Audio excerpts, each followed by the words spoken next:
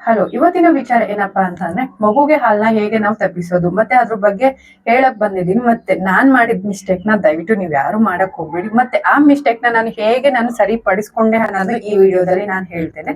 ಈ ವಿಡಿಯೋನ ಎಲ್ಲರೂ ಸ್ಕಿಪ್ ಮಾಡಿದ್ರೆ ಫುಲ್ ಆಗಿ ನೋಡಿ. ಹಾಗೇನೆ ಈ ವಿಡಿಯೋನ ಆದಷ್ಟು ನಿಮ್ಮ ಫ್ಯಾಮಿಲಿ, ನಿಮ್ಮ ಫ್ರೆಂಡ್ಸ್ ಗೆ ಶೇರ್ ಮಾಡಿ, ಅವ್ರಿಗೂ ಯೂಸ್ಫುಲ್ ಆಗುತ್ತೆ. ಹಾಗೇನೆ ಈ ವಿಡಿಯೋನ ಫಸ್ಟ್ ಆಗಿ ಯಾರೆಲ್ಲ ನೋಡ್ತಾ ಇದ್ದೀರಾ ಪ್ಲೀಸ್ ಸಬ್ಸ್ಕ್ರೈಬ್ ಆಗೋದನ್ನ ಮರಿಬೇಡಿ. ಬನ್ನಿ ವಿಡಿಯೋನ ಸ್ಟಾರ್ಟ್ ಮಾಡೋಣ.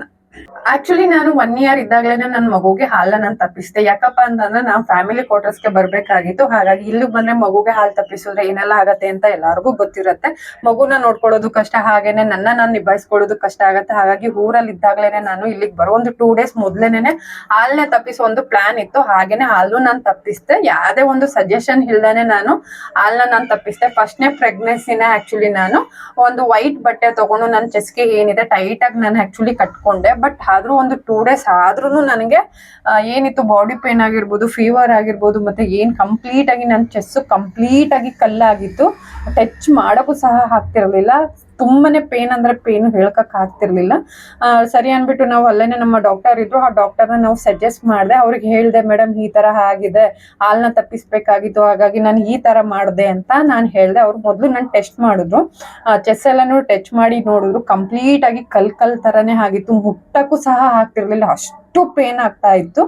ಅವ್ರು ನನ್ಗೆ ಹೇಳಿದ್ರು, ನೀವು ಈ ತರ ಎಲ್ಲ ಮಾಡಕ್ ಹೋಗ್ಬೇಡಿ, ಅದಕ್ಕೆ ಆದ ಒಂದು ಕ್ರಮ ಇರತ್ತೆ, ಸೊ ಅದನ್ನ ನೀವು ಫಾಲೋ ಅಪ್ ಮಾಡಿ ಅಂತ ಹೇಳಿದ್ರು. ಆಮೇಲೆ ಏನು ಅಂತ ಕೇಳ್ದಕ್ಕೆ, ಫಸ್ಟ್ ನೀವು ಹಾಲನ್ನ ತಪ್ಪಿಸ್ಬೇಕು ಅಂತ ಅಂದ್ರೆ ಫಸ್ಟ್ ಈ ತರ ಮಾಡಿ ಅಂತ ಹೇಳಿದ್ರು. ಮೊದ್ಲು ಏನ್ ಮಾಡ್ಬೇಕು ಅಂತ ಅಂದ್ರೆ ನಮ್ಮ ಬ್ರೆಸ್ಟ್ ಮಿಲ್ಕ್ ನ ಕಂಪ್ಲೀಟ್ ಆಗಿ ಖಾಲಿ ಮಾಡ್ಬೇಕು, ಅಂದ್ರೆ ಕಂಪ್ಲೀಟ್ ಆಗಿ ತೆಗಿಬೇಕು. ತೆಗ್ದಾದ್ಮೇಲೆ ಎಂಟಿ ಎಲ್ಲ ಆದ್ಮೇಲೆ ಏನ್ ಮಾಡ್ಬೇಕು, ಒಂದು ವೈಟ್ ಬಟ್ಟೆ ಅಂದ್ರೆ ಕಾಟನ್ ಬಟ್ಟೆನಾರ ಆಗಿರ್ಬೋದು, ಕಲರ್ ಬಟ್ಟೆನಾರ ಆಗಿರ್ಬೋದು, ಯಾವ್ದಾರೋ ಆಗಿರ್ಬೋದು, ಬೆಸ್ಟ್ ಬನಿಯನ್ ಬಟ್ಟೆನ ನಾವು ತಣ್ಣೀರ್ಗೆ ಹಜ್ಜಿ ಟೈಟ್ ಆಗಿ ನಮ್ಮ ಬ್ರೆಸ್ಟ್ಗೆ ಕಟ್ಕೋಬೇಕು. ಕಟ್ಕೊಂಡ್ ಆದ್ಮೇಲೆ ಕಂಟಿನ್ಯೂ ಆಗಿ 3 ಡೇಸು ಪ್ಯಾರಾಸಿಟಲ್ ಮಾತ್ರನ 3 ಡೇಸು ತಗೋಬೇಕು. ಅಂದ್ರೆ ಬೆಳಿಗ್ಗೆ, ಮಧ್ಯಾಹ್ನ, ರಾತ್ರಿ, ಈಗೇನೆ 3 ಟೈಮ್ಸು, ಒಂದು ಟೈಮು ಮಿಸ್ ಮಾಡ್ದೇನೆ ಕಂಟಿನ್ಯೂ ಆಗಿ ತಗೋಬೇಕು. ಆಕ್ಚುಲಿ ನಾನು ಅದೇ ತರ ಫಾಲೋ ಅಪ್ ಮಾಡಿದೆ.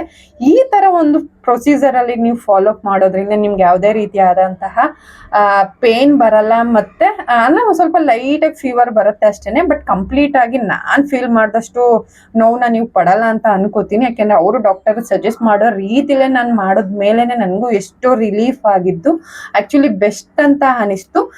ಮತ್ತೆ ಇನ್ನೊಂದು ಟಿಪ್ಸ್ ನಾನು ನಿಮ್ಗೆ ಹೇಳ್ತೀನಿ. ಆಕ್ಚುಲಿ ಡಾಕ್ಟರೇ ಹೇಳಿದ್ದು, ಎಲ್ಲಾರ್ಗು ಎಲೆಕೋಸ್ ಗೊತ್ತೇ ಇರತ್ತಲ್ವಾ, ಆ ಎಲೆಕೋಸಲ್ಲಿ ಒಂದು ಪದ್ರೆ ಏನಿರತ್ತ ಆ ಒಂದು ಎಲೆನ ತಗೊಳ್ಳಿ. ಆ ಎಲೆನ ತಕೊಂಡು ನಿಮ್ಮ ಬ್ರೆಸ್ಟ್ಗೆ ಇಟ್ಕೊಳ್ಳಿ. ಬ್ರೆಸ್ಟ್ಗೆ ಇಟ್ಕೊಂಡಾದ್ಮೇಲೆ ಟೈಟ್ ಆಗಿ ವೈಟ್ ಬಟ್ಟೆಯಲ್ಲಿ ಟೈಟ್ ಆಗಿ ನೀವು ಕಟ್ಟುತ್ತಾ ಬಂದ್ರೆ ಒಂದು 3 ಡೇಸು ಹಾಲು ಆಟೋಮೆಟಿಕ್ ಆಗಿ ಉತ್ಪತ್ತಿ ಆಗೋದು ಕಡಿಮೆ ಆಗತ್ತೆ. ಅವಾಗ ನಿಮ್ಗೆ ಯಾವುದೇ ರೀತಿಯಾದಂತಹ ಪೇನ್ ಬರಲ್ಲ.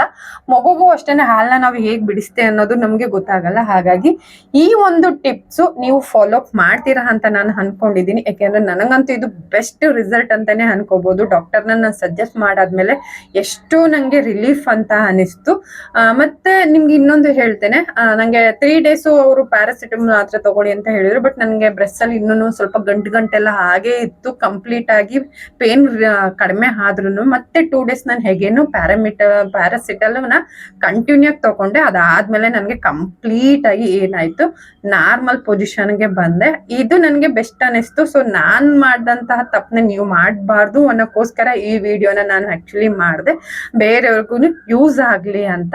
ದಯವಿಟ್ಟು ಈ ವಿಡಿಯೋ ಯಾರಿಗೆಲ್ಲ ಯೂಸ್ಫುಲ್ ಆಗಿದೆ ಒಂದು ಕಾಮೆಂಟ್ ಮಾಡಿ. ಹಾಗೇನೆ ಈ ವಿಡಿಯೋ ಏನಾದ್ರೂ ನಿಮ್ಗೆ ಇಷ್ಟ ಆಯ್ತು ಅಂತಂದ್ರೆ ಪ್ಲೀಸ್ ಒಂದು ಲೈಕ್, ಕಾಮೆಂಟ್ ಮಾಡೋದನ್ನ ಮರಿಬೇಡಿ. ಇಲ್ಲಿಗೆ ಈ ವಿಡಿಯೋನ ಸ್ಟಾಪ್ ಮಾಡ್ತಾ ಇದ್ದೀನಿ.